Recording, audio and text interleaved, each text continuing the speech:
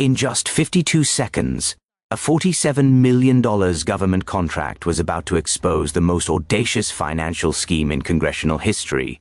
Congresswoman Jasmine Crockett didn't expect the leaked documents. Lori Chavez-DeRemer's didn't expect a public confrontation. Cameras captured every explosive second. The House floor watched as a routine labor hearing transformed into a political earthquake that would shake Washington to its core. This isn't about partisan politics. This is about money, power, and the courage of one representative who refused to stay silent when she discovered something that could change everything. Before we dive into the scandal that's dominating headlines, you need to understand who Jasmine Crockett is, because this story doesn't work without her. Jasmine Crockett represents Texas's 30th congressional district. She's a civil rights attorney turned congresswoman who made national headlines in 2024 for her fierce questioning during committee hearings and her viral moments defending democracy on the House floor. But Crockett isn't just another politician with a law degree and ambition. She's different. She grew up in St. Louis, Missouri, watching her community struggle with systemic inequality. She saw how the legal system worked, for some people and against others. That experience shaped everything about her approach to politics. After earning her law degree from the University of Houston Law Center, Crockett built a reputation as a tenacious attorney who took on cases others wouldn't touch. Police brutality cases, civil rights violations, the kind of work that doesn't make you rich, but makes you dangerous to the establishment.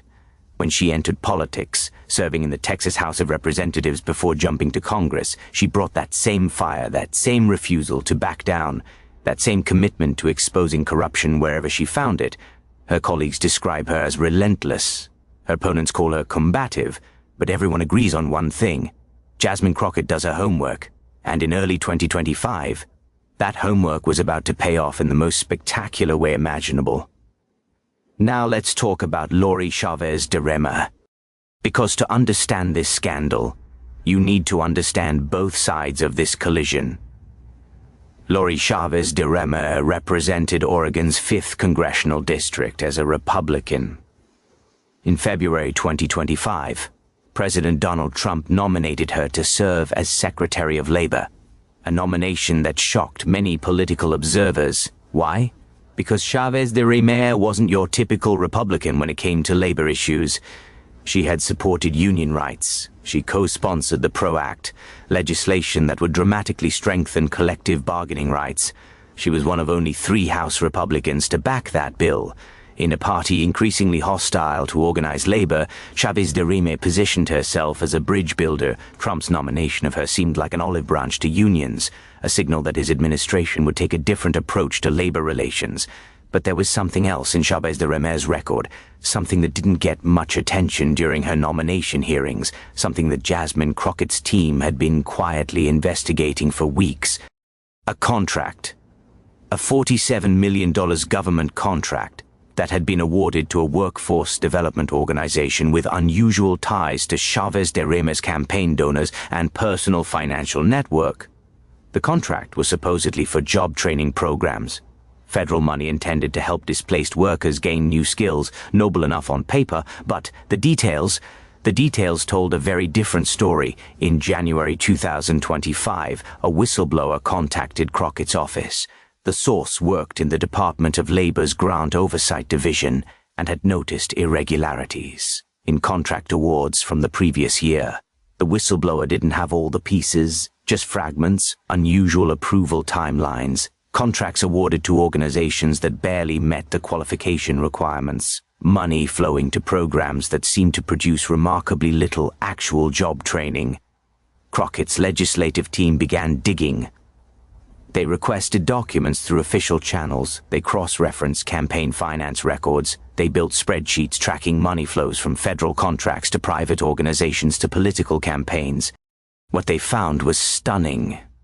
A workforce development nonprofit called the American Skills Initiative had received a $47 million federal contract in March 2024. The contract was approved during a period when Chavez-DeRemer's sat on a subcommittee with oversight of Labor Department spending. The American Skills Initiative had been founded just 18 months before receiving this massive contract. Its board of directors included 3 individuals who had collectively donated $286,000 to Chavez-DeRemer's campaigns and affiliated PACs. But it got worse. Financial disclosure forms showed that Chavez-DeRemer's husband had consulting contracts with 2 companies that did business with the American Skills Initiative. The payments? Over $340,000 between 2023 and 2024. And the actual job training? According to internal documents that Crockett's team obtained, the American Skills Initiative had placed fewer than 200 workers in jobs, despite receiving $47 million in taxpayer money. That worked out $235,000 per job placement. For context, the average cost per placement for similar federal job training programs is around $3,000 to $5,000. Something was very, very wrong. Jasmine Crockett knew she had explosive information. But she also knew that timing and presentation would be everything. If she went public too early, before confirming every detail, the story would be dismissed as partisan attacks. If she waited too long, the nomination would be confirmed, and the opportunity to demand accountability would pass. She needed to strike at the perfect moment with ironclad evidence. Her team spent 3 weeks verifying every document, every transaction, every connection. They hired a forensic accountant to trace the money flows. They interviewed former employees of the American Skills Initiative, who described a chaotic organization that seemed more focused on paperwork and billing than actual job training. One former employee told Crockett's investigators, "We spent more time documenting phantom training sessions than actually training anyone. It was all about hitting billing milestones to release the next tranche of federal funding." Another described pressure to inflate success numbers. "We were told to count anyone who attended even one session as a program participant, and anyone who got any job within 6 months as a program placement, even if we had nothing to do with them getting that job." The picture that emerged was of a massive fraud scheme, federal money flowing to a barely functional organization with deep ties to a sitting member of Congress who was now nominated to oversee the very department that had awarded the contract. Crockett made her decision. She would confront Chavez-DeRemer during the Senate confirmation hearings for Secretary of Labor. But she needed backup. She needed other members of Congress willing to stand with her when the inevitable backlash came. Jasmine Crockett reached out to colleagues she trusted, representatives who had shown they were willing to ask tough questions regardless of political pressure. Representative Alexandria Ocasio-Cortez from New York was the first to sign on. AOC had her own reputation for detailed policy investigations and viral hearing moments. She reviewed Crockett's evidence and immediately recognized its significance. "This isn't just about one contract," AOC told her team. "This is about a systematic corruption of how federal labor programs work. If we don't expose this now, it sets a precedent that this kind of self-dealing is acceptable." Representative Jamie Raskin from Maryland joined next. As a constitutional law professor turned congressman, Raskin brought credibility and procedural expertise. He helped Crockett structure her questioning strategy to maximize impact while staying within Senate hearing rules. Representative Maxwell Frost from Florida, the youngest member of Congress, added his voice to the coalition. Frost had run on a platform of generational change and government accountability. This scandal represented everything his campaign had railed against. Even some Republican members quietly expressed concerns to Crockett, though most weren't willing to publicly break with their party over a Trump cabinet nomination. But one Republican did step forward, Representative Nancy Mace from South Carolina. Mace had built her brand as an independent conservative willing to buck party leadership. She reviewed Crockett's evidence and concluded that the allegations were serious enough to warrant rigorous questioning during the confirmation process. "I don't care what party you're from," Mace said in a statement to her constituents. "If you're using your position in Congress to enrich yourself or your associates, you need to answer for it. That's not partisan. That's basic accountability." The coalition was set. Now they needed their moment. February 12, 2025, the Senate Committee on Health, Education, Labor and Pensions convened to consider Lori Chavez-DeRemer's nomination to serve as Secretary of Labor. The hearing room was packed.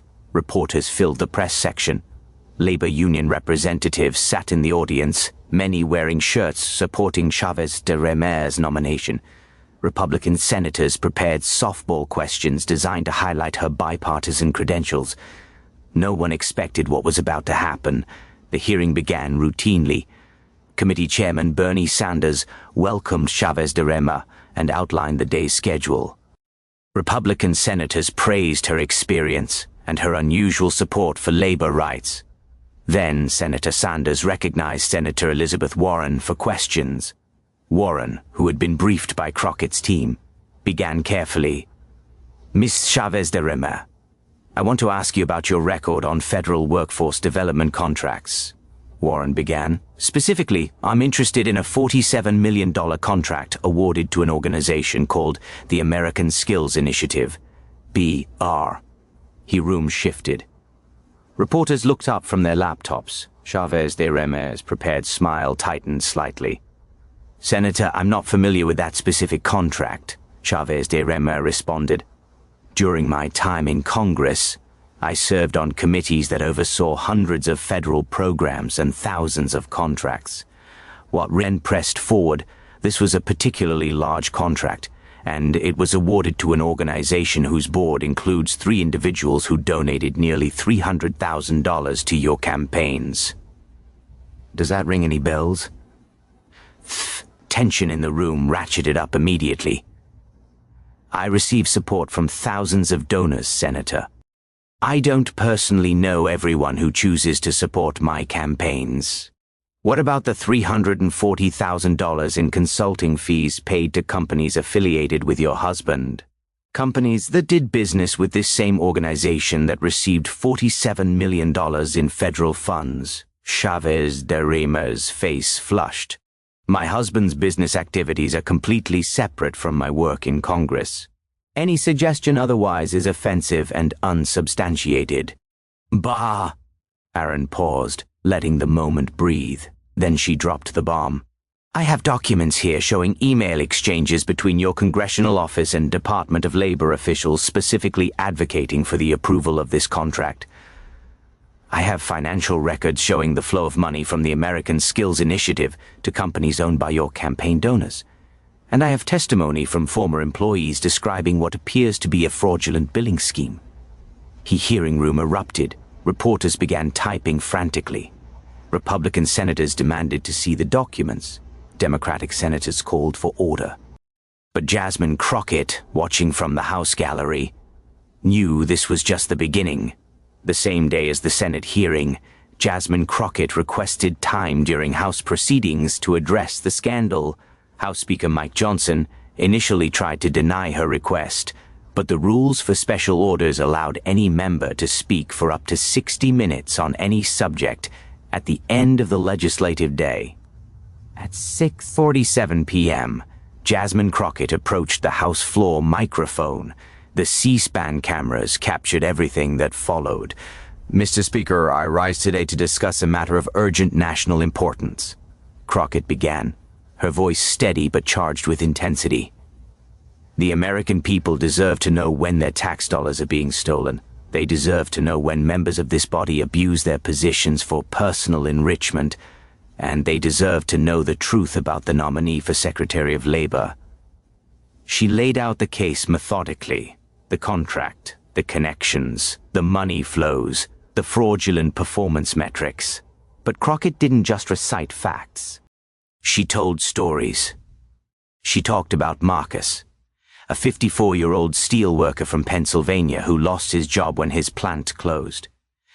Marcus attended a job training program run by the American Skills Initiative, hoping to gain skills for a new career.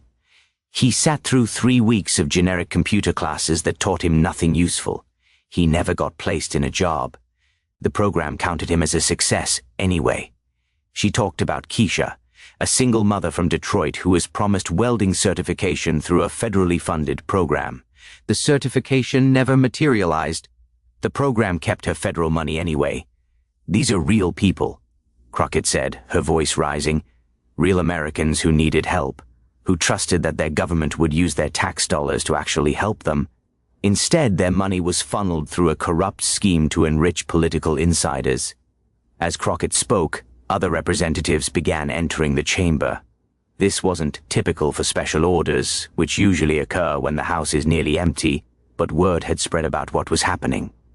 Representative Ocasio-Cortez entered and stood at the back of the chamber, arms crossed, listening intently. Representative Raskin took a seat in the front row, nodding as Crockett made her points. Even some Republicans who had been skeptical of Crockett's allegations found themselves unable to look away from her presentation. At exactly 7:15 p.m., while Crockett was still speaking on the House floor, her office released 847 pages of documents to the press. The timing was coordinated perfectly. Major news outlets had been briefed in advance and had reporters ready to dive into the material the moment it became public. The documents included internal emails from Chavez-DeRemer's congressional office specifically mentioning the American Skills Initiative and discussing strategies to expedite its contract approval and financial records, showing a web of payments between the nonprofit, its board members, political campaigns, and consulting companies, NBR's performance reports from the American Skills Initiative that contradicted the success metrics it had reported to the Department of Labor and DR's testimony transcripts from whistleblowers and former employees, describing fraudulent practices NDR'd, analysis from forensic accountants, tracing the flow of federal funds through multiple corporate entities within minutes. Every major news organization was running breaking news alerts. Breaking. Democratic rep alleges Pi 7 millions fraud scheme tied to Labor Secretary nominee Dabini documents. Chavez-DeRemer's office pushed for contract to donor-linked organization and DR sent. Exclusive. Whistleblowers describe fraud in federal job training program NDR and T. E-story exploded across social media. Hashtag Chavez-DeRemer scandal began trending on Twitter. TikTok filled with videos of young creators breaking down the financial connections. Reddit threads dissected every page of the document dump. But the most powerful moment came from an unexpected source. At 7:42 p.m., Representative Nancy Mace tweeted, "I've reviewed the evidence. These allegations are serious and credible. Regardless of party, we need answers. Full investigation required. Hashtag accountability." A Republican member of Congress publicly supporting a Democratic investigation into a Republican presidential nominee? That almost never happened in modern politics. The dam was breaking. The response from Trump administration officials and Republican leadership was swift and vicious. Within an hour of Crockett's floor speech, Trump posted on Truth Social, "Another witch hunt by the radical left. Lori Chavez-DeRemer is an incredible patriot being attacked by haters and losers. This is just like Russia, Russia, Russia. All over again. Fake news." Republican National Committee chairwoman sent out a memo to all GOP members of Congress framing the scandal as a partisan attack designed to derail President Trump's agenda and undermine his cabinet nominees. Conservative media outlets immediately began running defense. Fox News personalities questioned the timing of the allegations and suggested the documents might be fabricated.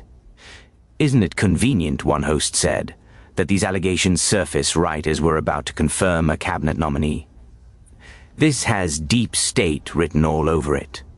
Right-wing podcasters and YouTube channels launched coordinated attacks on Jasmine Crockett's credibility. Old videos of her questioning Republican witnesses in committee hearings were edited to make her appear hostile and unreasonable. Her social media posts were scoured for anything that could be used against her. The attacks got personal quickly. Anonymous social media accounts began posting Crockett's home address. Her congressional office received hundreds of threatening phone calls. Capitol Police increased security around her. But the backlash wasn't just from the right. Some centrist Democrats privately expressed concern that Crockett had moved too aggressively, too publicly. They worried about the political fallout of blocking a Trump nominee over allegations that hadn't been proven in court. "We look like we're obstructing for obstruction's sake," one anonymous Democratic senator told Politico. "If we can't prove every single allegation in court, this blows up in our faces." Party leadership urged caution, but Crockett refused to back down. On February 14, 2025, Jasmine Crockett held a press conference in the Capitol. The room was standing room only. Every major news outlet sent reporters and camera crews. The anticipation was electric. Crockett walked to the podium alone, no handlers, no prepared statement in hand. Just her, a microphone, and the truth as she saw it.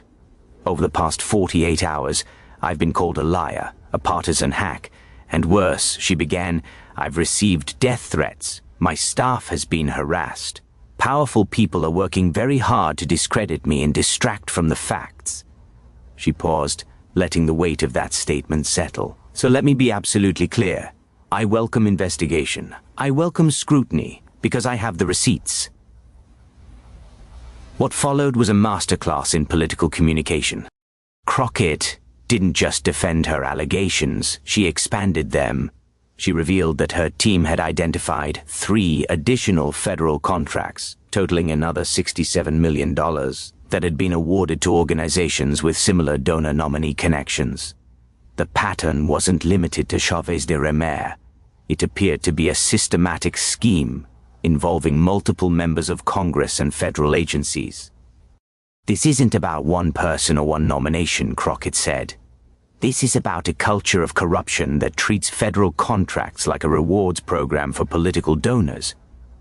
He announced that she was formally requesting the Department of Justice open a criminal investigation into the matter. She also called for the Government Accountability Office to audit all workforce development contracts awarded over the past 3 years. Then she made a direct appeal to the public.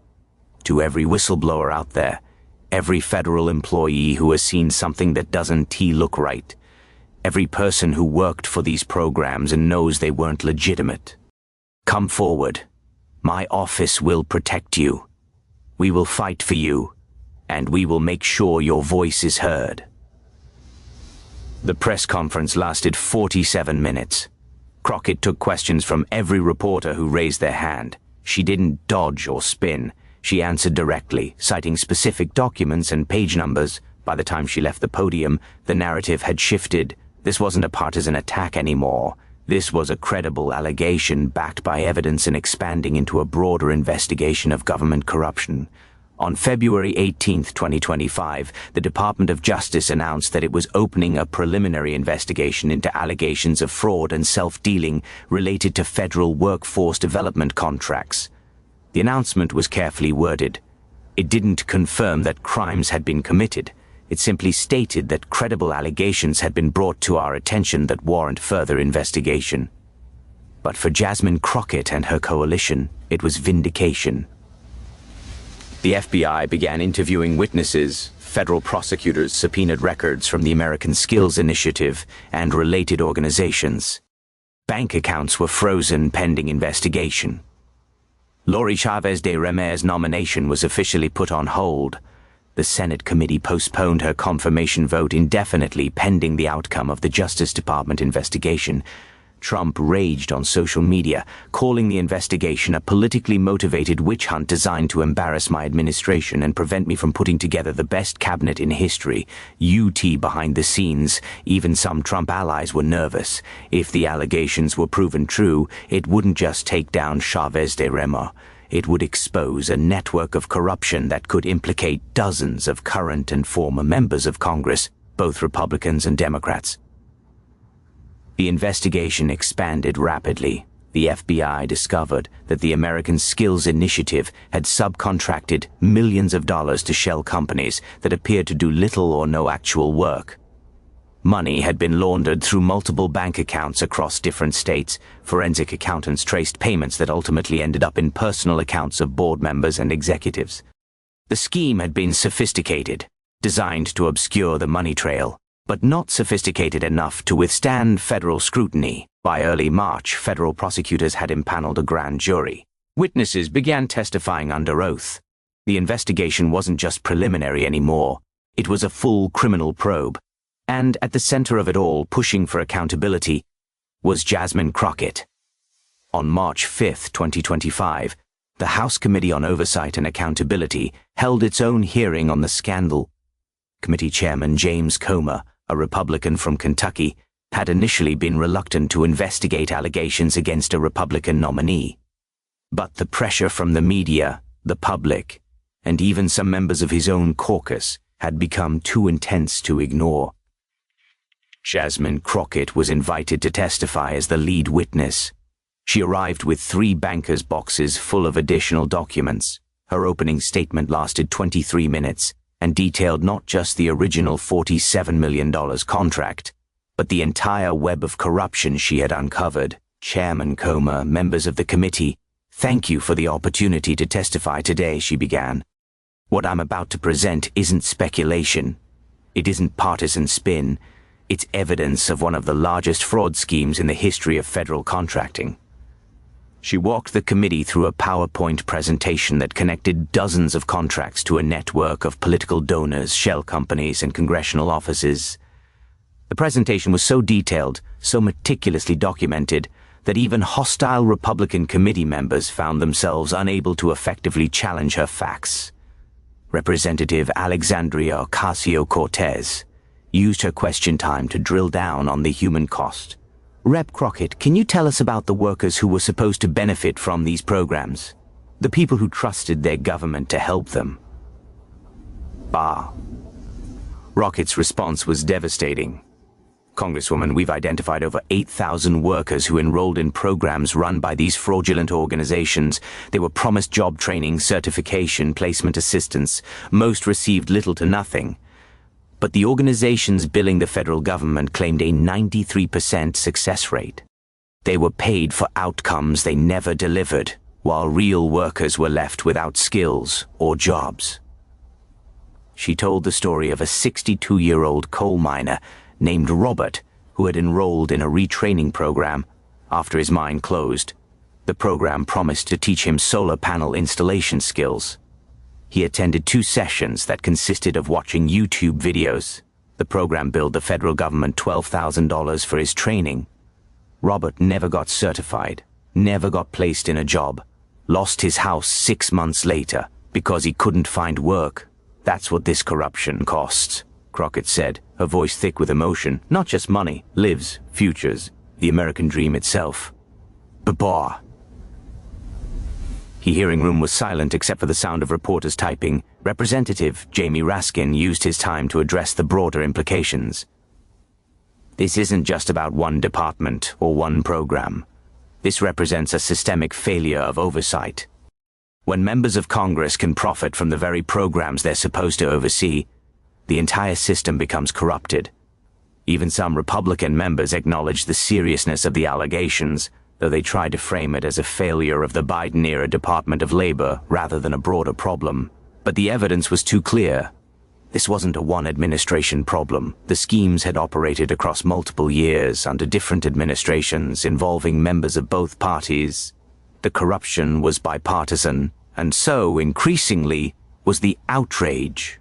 On March 15, 2025, the first indictments were unsealed. 5 individuals associated with the American Skills Initiative were charged with conspiracy to commit fraud, wire fraud, and money laundering. The charges alleged they had created a sophisticated scheme to defraud the United States government and steal taxpayer funds intended to help displaced workers. The indictments didn't name Lori Chavez-DeRemer, but they detailed communications with Member of Congress 1, who had advocated for contract approvals in exchange for campaign contributions and payments to affiliated business entities. The description matched Chavez-DeRemer's perfectly. 2 days later, on March 17th, she withdrew her nomination to serve as Secretary of Labor. Her statement claimed she was stepping aside to spare my family and the administration from further distraction. She maintained her innocence, but acknowledged that the current political environment makes it impossible for me to receive fair consideration.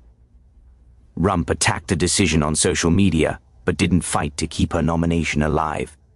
His political advisors had made clear that defending Chavez-DeRemer had become a liability.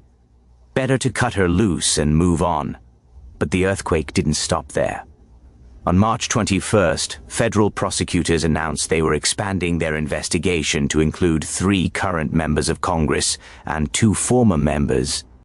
The statement didn't name names, but leaks to the press identified them as 2 Republicans and 3 Democrats, all of whom had received substantial donations from individuals connected to fraudulent workforce development contractors.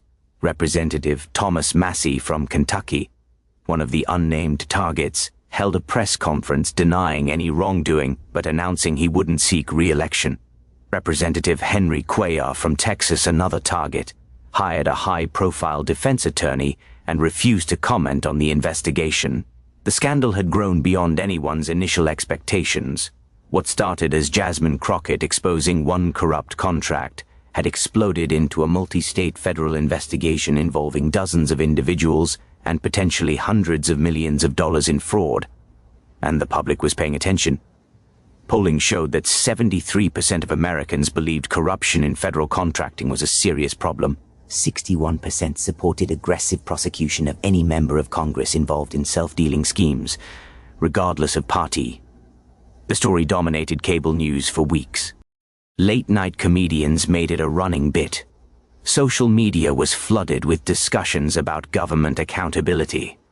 Jasmine Crockett had struck a nerve, and the political establishment was terrified about what else might be uncovered. By early April 2025, the political pressure had become impossible to ignore. Both parties needed to be seen as responding to the scandal. Jasmine Crockett saw an opportunity. It wasn't enough to expose corruption. She needed to change the system that allowed it to happen. On April 8th, she introduced the Federal Contracting Transparency and Accountability Act. The bill included sweeping reforms: mandatory disclosure of all communication between members of Congress and federal agencies regarding specific contracts, prohibition on campaign donations from any individual or entity that receives federal contracts above $1 million, real-time public database of all federal contracts, including performance metrics and financial audits. Whistleblower protections with financial rewards for those who expose fraud. Automatic ethics investigations for any member of Congress whose family members receive payments from federal contractors. Criminal penalties for false reporting of contract performance metrics. The bill was ambitious. Many Washington insiders thought it was too ambitious. No way it would ever pass. But Crockett had built a coalition. She recruited 127 co-sponsors from both parties. She worked the phones, calling every member of Congress who had ever claimed to care about fighting corruption. She organized grassroots pressure campaigns in swing districts. She appeared on dozens of podcasts, YouTube channels, and news shows explaining the bill in simple terms.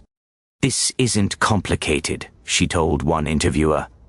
"If you're a member of Congress, you shouldn't be able to profit from the contracts you approve. Your family shouldn't profit. Your donors shouldn't get special treatment. That's not radical. That's basic ethics." The business community initially opposed the bill, fearing it would create bureaucratic nightmares.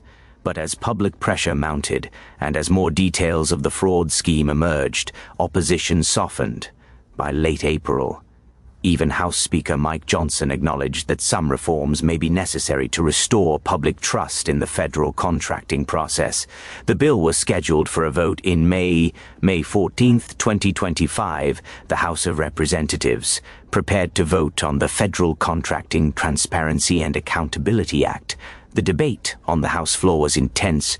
Republican opponents argued the bill would create excessive red tape and hamper the government's ability to contract with private industry efficiently. "This is government overreach disguised as reform," argued Representative Jim Jordan from Ohio. "We're going to strangle legitimate businesses with regulations because a few bad actors broke the law." Democratic supporters countered that without strong oversight, fraud would continue. "The bad actors aren't a few outliers," Representative AOC argued during floor debate. "The investigation has already identified fraud in over $200 million worth of contracts. How much more do we need to see before we act?" Jasmine Crockett gave the closing argument in favor of the bill. Her speech was powerful, personal, and pointed. "I've been in Congress for less than 3 years," she began. "In that time, I've seen things that would shock the American people. I've seen how laws get made, how sausage gets made, as they say, and I've seen how money corrupts everything it touches." She talked about Marcus, the steel worker who never got retrained; Keisha, the single mother who never got her welding certification; Robert, the coal miner who lost his house. "These aren't statistics," she said. "These are people, your constituents, our neighbors. They trusted us. They trusted that when government says it's going to help, it actually will. We betrayed that trust." She looked directly at members who had opposed the bill. "Some of you will vote against this because you think it's politically convenient, because your donors told you to, because you're afraid of the reforms it requires.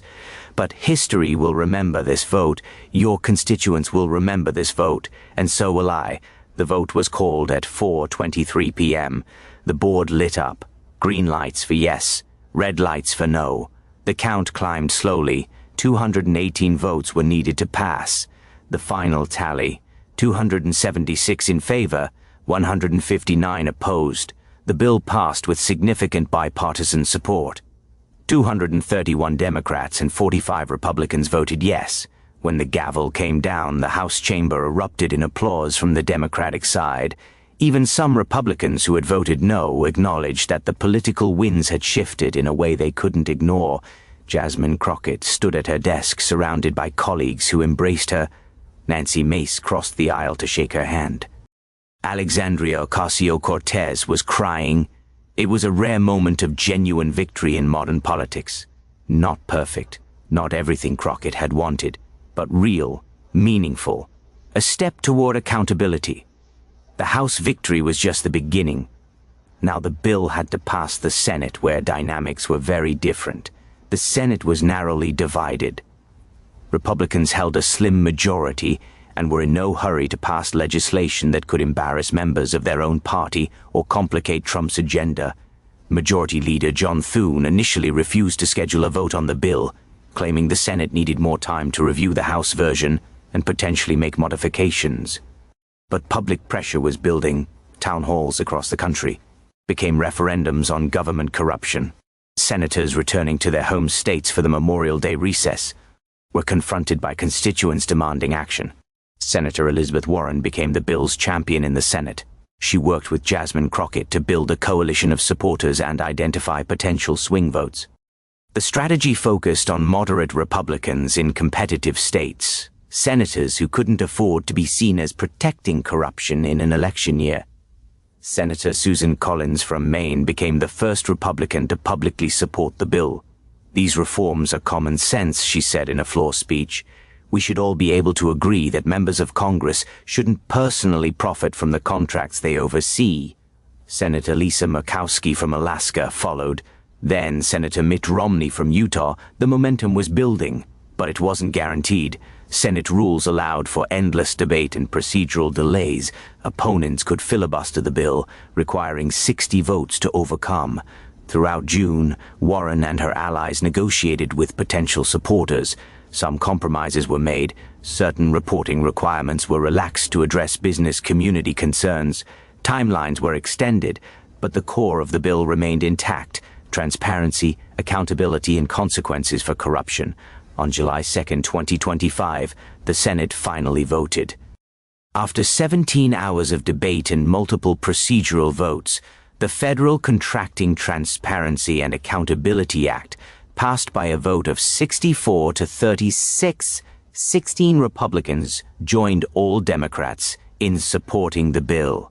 It was one of the most significant bipartisan achievements in years, driven entirely by public outrage and the courage of one Congresswoman who refused to look away when she saw corruption. As the legislative process played out, the legal consequences continued to unfold. By August 2025, federal prosecutors had secured indictments against 23 individuals connected to various fraudulent workforce development contracts. The charges ranged from conspiracy and fraud to money laundering and tax evasion. 3 former members of Congress were among gratuitous continuatos indicted, The charges alleged they had orchestrated schemes to funnel federal contracts to organizations controlled by friends and donors, receiving kickbacks through consulting fees, campaign contributions, and payments to family businesses. The trials wouldn't begin until 2026, but the legal noose was tightening. Lori Chavez-DeRemer's, facing mounting legal pressure and the end of her congressional immunity after leaving office, agreed to cooperate with prosecutors in September 2025. Her attorneys negotiated a plea agreement in which she would testify against other participants in the scheme in exchange for reduced charges.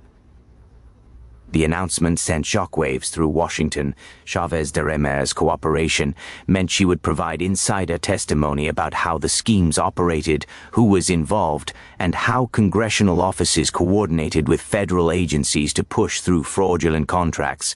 Her first proffer session with prosecutors lasted 9 hours. According to leaked reports, she provided detailed information about at least 7 other members of Congress who had engaged in similar self-dealing arrangements. On October 3, 2025, a federal grand jury in Washington, D.C., returned a superseding indictment that added 4 more defendants, including a sitting Republican senator from a southern state and a Democratic representative from the Midwest. The senator immediately resigned from office, claiming health reasons. The representative vowed to fight the charges, but announced he wouldn't seek re-election. The body count kept rising, but it wasn't just elected officials facing consequences. Department of Labor officials who had approved the fraudulent contracts despite red flags were also under investigation. Several were placed on administrative leave. 2 were indicted for accepting bribes. The American Skills Initiative itself was dissolved. Its assets were seized by the federal government. Victims of the fraud scheme, the workers who had been promised training they never received, filed a class action lawsuit seeking compensation. By November 2025, federal prosecutors had recovered over $89 million in fraudulent payments. The money was placed in a victim compensation fund that would provide restitution to workers who had been defrauded by fake training programs. It wasn't everything. It couldn't undo the years of unemployment, the lost homes, the shattered dreams. But it was something. It was justice, however imperfect. And it had all started because one congresswoman decided to ask questions when something didn't look right. Jasmine Crockett's crusade against corruption came at a significant personal cost. The death threats never stopped. Capitol Police maintained increased security around her at all times. She couldn't go to a restaurant without security sweeping it first. Her family received harassing messages. Her district office was vandalized twice. Conservative media outlets continued their attacks. Every aspect of her past was scrutinized.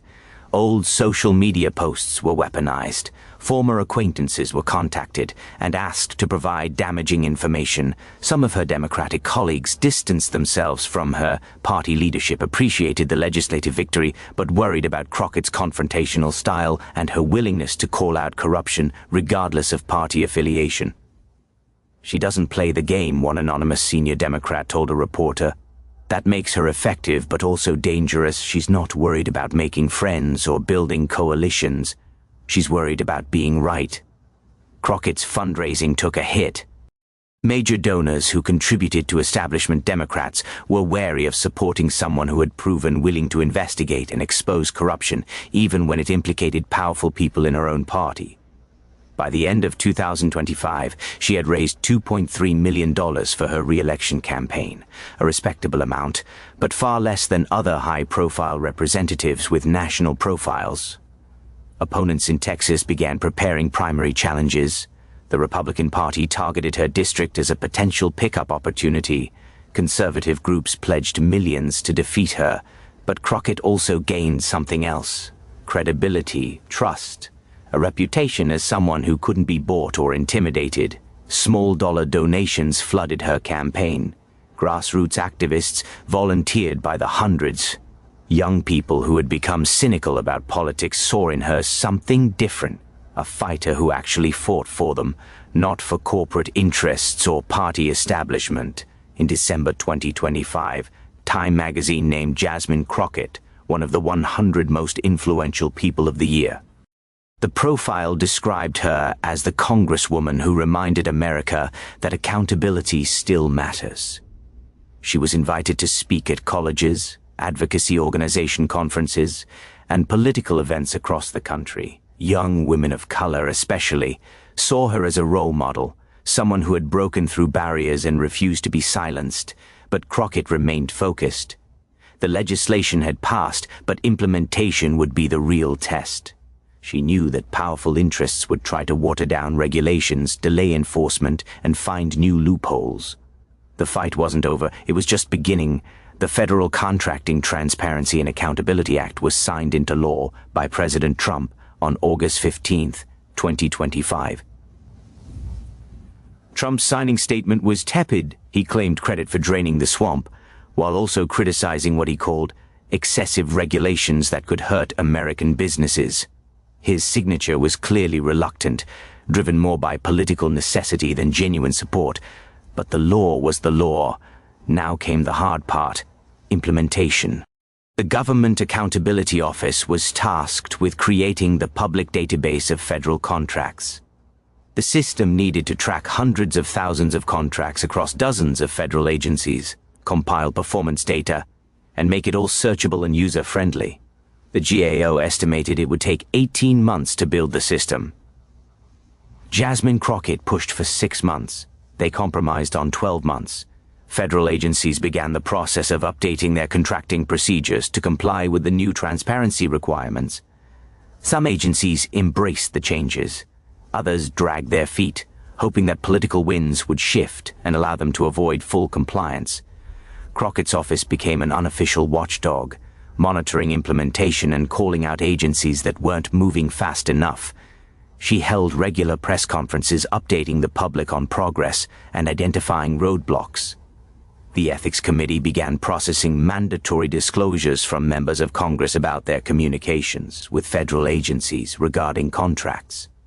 Some disclosures revealed benign constituent services. Others raised new questions about potential conflicts of interest. Crockett filed ethics complaints against 4 members of Congress based on their disclosure forms, alleging they had failed to properly report communications and connections that could constitute violations of the new law.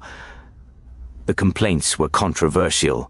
Some accused her of weaponizing ethics processes for political purposes. But Crockett was unapologetic. "The law means nothing if we don't enforce it," she said at a press conference. "I didn't fight this hard to pass legislation just to watch members of Congress ignore it." By January 2026, the first provisions of the law were fully operational. The prohibition on campaign donations from major federal contractors went into effect. Several PACs connected to defense contractors and technology companies shut down or dramatically reduced their activities. The real-time contracting database launched in beta form in March 2026. Journalists and activists immediately began mining the data, identifying contracts that warranted closer scrutiny. Within the first month, the database-driven investigations uncovered 3 additional potentially fraudulent contracts worth a combined $34 million. Federal prosecutors opened preliminary investigations. The system was working, transparency was forcing accountability. By mid-2026, the impact of Crockett's crusade extended beyond just the specific legislation she had championed. A culture shift was occurring in Washington. Members of Congress who had previously seen federal contracting as a legitimate way to reward political supporters became more cautious. The risk-reward calculation had changed. Ethics training for congressional staff began emphasizing the new rules around contracting communications. Lawyers advised members to document every interaction with federal agencies to protect themselves from potential investigations. Lobbying firms that specialized in helping companies secure federal contracts saw their business decline. Companies became wary of the heightened scrutiny that came with aggressive pursuit of government work. The number of applications for federal job training contracts dropped by 30% in the first year after the scandal. Legitimate organizations worried about being associated with fraud. Fraudulent organizations recognized the game had become too risky. The Government Accountability Office reported that performance metrics for federal contracting programs improved significantly. With transparency and accountability mechanisms in place, Contractors were actually delivering the services they promised, rather than just billing for phantom work. Workers who had been burned by fraudulent programs in the past slowly began to trust again. Enrollment in legitimate job training programs increased as word spread about improved oversight and accountability, but the culture shift extended beyond just contracting. Crockett's success inspired other reformers. Representative Maxwell Frost introduced legislation targeting pharmaceutical pricing schemes. Representative Katie Porter expanded her corporate accountability crusade with new legislation targeting tax avoidance strategies. Young progressive candidates across the country began running campaigns explicitly focused on fighting corruption and restoring accountability to government. They cited Jasmine Crockett as a model for the kind of leadership they wanted to provide. Even some Republicans embraced the anti-corruption message. Candidates in competitive districts realized that running against the Washington establishment, including corrupt members of their own party, could be politically advantageous. The 2026 midterm elections became, in part, a referendum on government corruption. Polls consistently showed voters ranked fighting corruption as a top 3 priority issue. Candidates from both parties competed to show they were the most committed to accountability and transparency. Some of it was genuine, much of it was performative, but even performative anti-corruption politics was better than the previous status quo of ignoring the problem entirely. Perhaps the most significant impact of Jasmine Crockett's fight was the one that would take years to fully materialize: inspiration across the country. Young people who had grown cynical about politics watched what she accomplished and reconsidered their assumptions. Destiny, a 19-year-old political science major in Atlanta, had been planning to pursue corporate law after graduation. After following the Chavez-DeRemer's scandal, she changed her focus to public interest law. "I used to think government was just broken and there was nothing anyone could do," she said in an interview. "Watching Representative Crockett fight showed me that's not true. One person really can make a difference." Arcus, yes, the same Marcus who had been defrauded by the fake job training program, became an activist. He started an organization to help other displaced workers navigate legitimate training programs and avoid scams. He testified before Congress about his experience and became a voice for working-class Americans who had been failed by their government. Keisha, the single mother who never got her welding certification, eventually found a legitimate program and completed her training. She got a job at a manufacturing plant, making $28 an hour. She sent Jasmine Crockett's office a photo of her in full welding gear with a handwritten note. "Thank you for not giving up on people like me."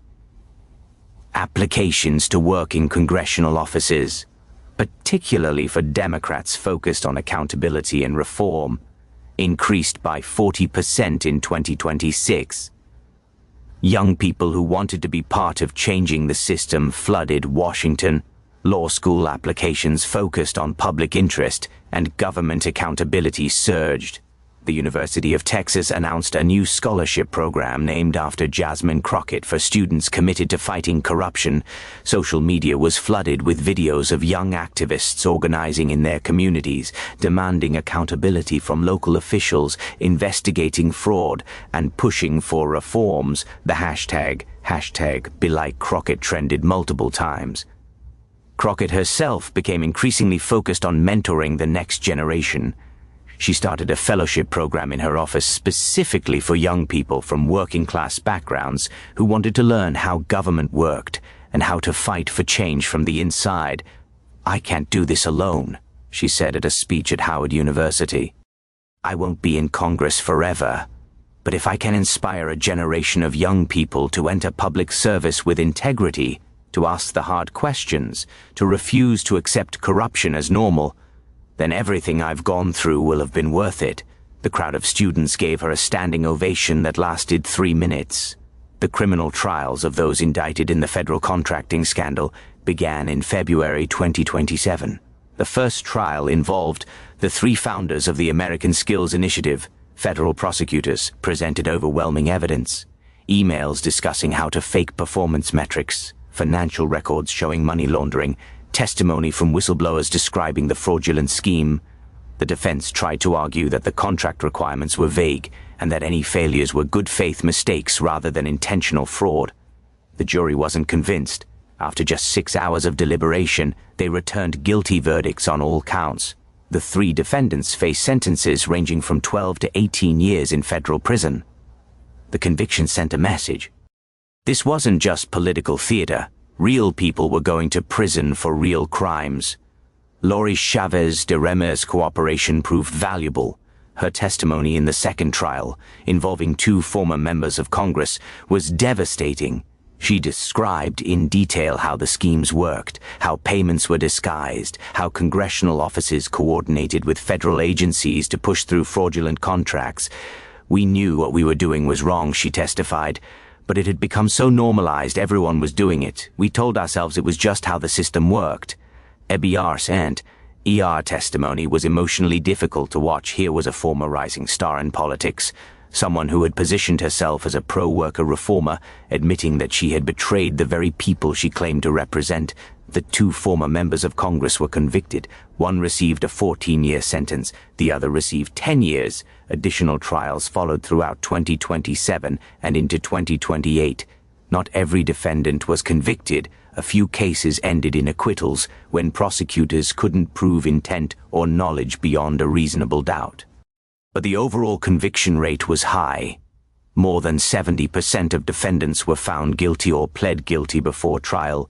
By the end of 2028, 19 people had been sentenced to prison terms. Another dozen had received probation, fines, and community service. The total amount of restitution ordered exceeded $180 million. Justice was slow, justice was imperfect, but justice was being served. Jasmine Crockett attended several of the trials when her congressional schedule allowed. She wanted to look the defendants in the eye. She wanted them to see that their actions had real consequences. At one sentencing hearing, she was allowed to give a victim impact statement on behalf of the workers who had been defrauded. "Your Honor," she said, her voice steady and clear, "the defendants will tell you they made mistakes. They'll express remorse. They'll ask for leniency. And perhaps some of that remorse is genuine.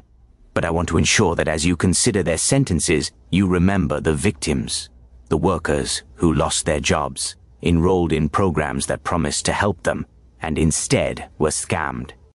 People who lost their homes, their savings, their hope. That's what these crimes cost." The judge nodded and proceeded to hand down a sentence at the high end of the federal guidelines. The 2026 midterm elections became a referendum on corruption and accountability. Candidates across the country ran on anti-corruption platforms. Some were sincere, others were opportunistic, trying to capitalize on public anger without any real commitment to reform.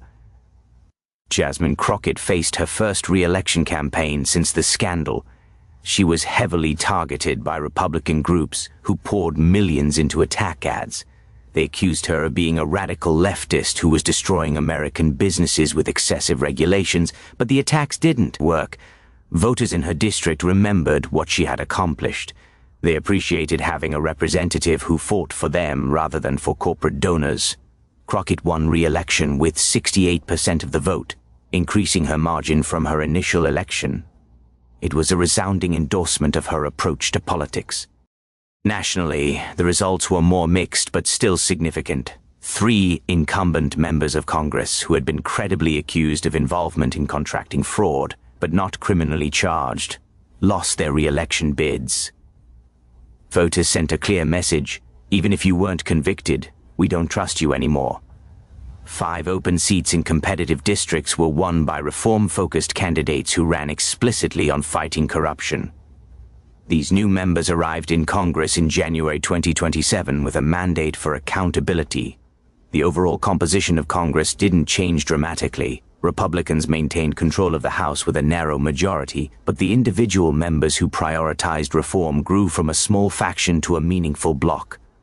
Jasmine Crockett and her allies formed the Congressional Accountability Caucus, a bipartisan group focused on transparency and anti-corruption measures. The caucus included 47 members at its founding, including 12 Republicans. They pushed for additional reforms, strengthening the Office of Congressional Ethics, increasing transparency around lobbyist communications, reforming campaign finance laws, and expanding whistleblower protections across all federal agencies. Not all of their proposals passed.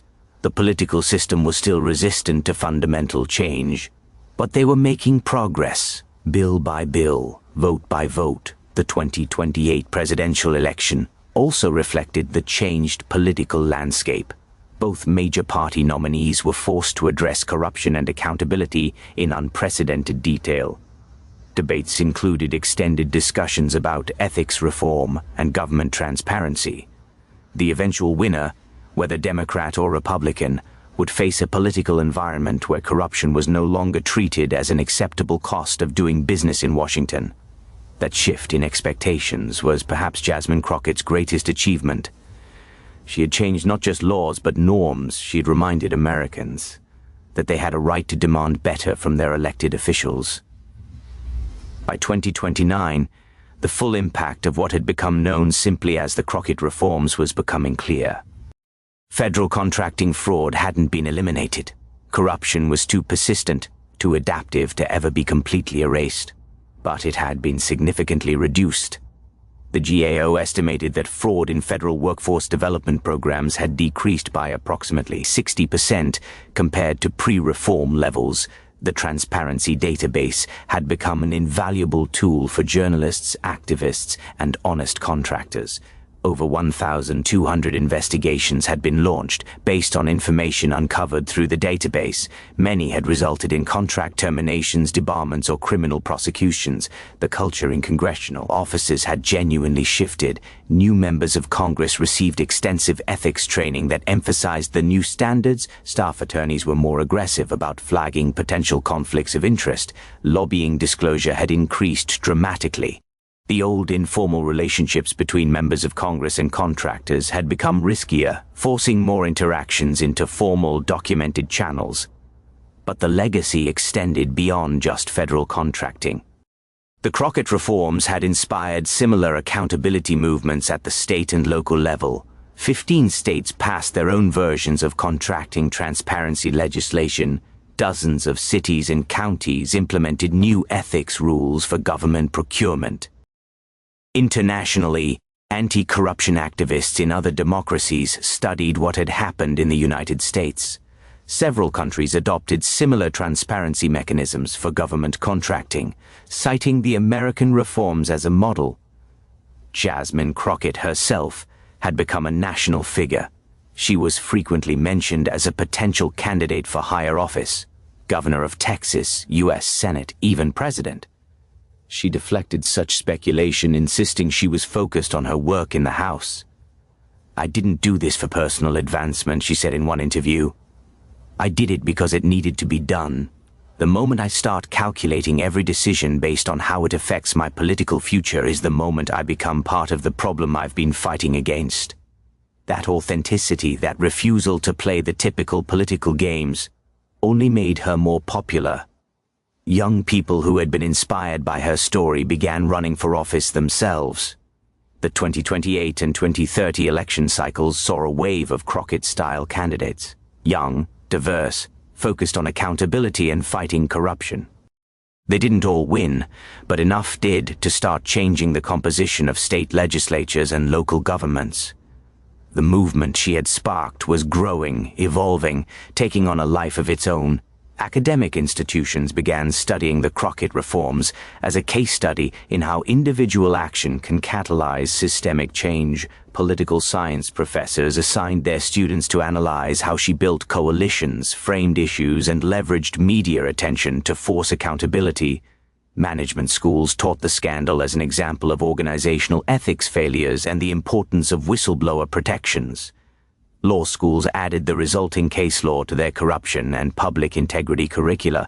The scandal and subsequent reforms had become part of the American political narrative, a reference point for what's possible when someone refuses to accept corruption as normal. So what did we learn from this extraordinary episode in American political history? First, we learned that individual courage still matters. One person asking the right questions at the right time, refusing to back down despite threats and pressure, can change the world. Jasmine Crockett proved that. Second, we learned that accountability is possible, but never inevitable. It requires constant vigilance, aggressive oversight, and political leaders willing to prioritize truth over partisan loyalty or personal advancement. Third, we learned that corruption thrives in secrecy and withers in transparency. The single most effective reform wasn't new criminal penalties or ethical rules. It was simply making information public so citizens could see what their government was doing with their money. Fourth, we learned that bipartisan reform is possible even in our hyper-partisan era, but only when public pressure becomes impossible to ignore. Nancy Mace's decision to support the investigation despite party loyalty showed that some principles can transcend politics. Fifth, we learned that the American people still care about integrity in government. When given clear information about corruption and real accountability, voters respond. The cynical assumption that everyone's corrupt, so nothing matters, was proven false. But we also learned the limits of reform. The Crockett reforms improved the system but didn't perfect it. New forms of corruption were already emerging, finding loopholes in the new rules, adapting to the changed environment. The fight against corruption isn't something you win once, and then it's over. It's an ongoing battle that every generation must fight anew. Jasmine Crockett understood that. In a speech at the 5-year anniversary of the scandal breaking, she said, "People ask me if I think we've won, if the reforms we pass solve the problem, and I have to be honest, no, we haven't won. Corruption is like water. It finds every crack, every weakness, every opportunity to seep back in. What we've done is built better dams, stronger levees, more vigilant monitoring systems. But the water is always there, always pressing, always looking for a way through. So the question isn't whether we've won, the question is whether each generation will choose to maintain those defenses. Whether you, young people watching this, future leaders, future citizens, will have the courage to ask hard questions when something doesn't look right. To investigate when others want to look away. To stand up even when it's personally costly. That's the legacy I hope we've built. Not a perfect system, but a template for how to fight back. A reminder that accountability is possible, that you don't have to accept corruption as normal, that even in Washington, even in our broken political system, the truth still matters. The crowd rose in standing ovation because they knew she was right. The fight continues, the work goes on, but because of Jasmine Crockett and her refusal to stay silent when she discovered a $47 million fraud scheme, that fight has better tools, stronger laws, and a renewed sense of possibility. One person can make a difference. One investigation can change everything. One voice can remind an entire nation that we deserve better from our government. In just 52 seconds, Jasmine Crockett made a decision to pursue the truth, regardless of where it led. That decision unleashed a political earthquake that changed American politics, and the tremors are still being felt today. This has been the story of how Jasmine Crockett exposed Lori Chavez-DeRemer's $47 million deal and sparked the largest government accountability movement in a generation. If this story inspired you, if it made you believe that change is possible, then share it, talk about it, and most importantly, demand accountability from your own elected officials, because the only way corruption stays defeated is if we refuse to accept it. Every single day, every single time. Thanks for watching.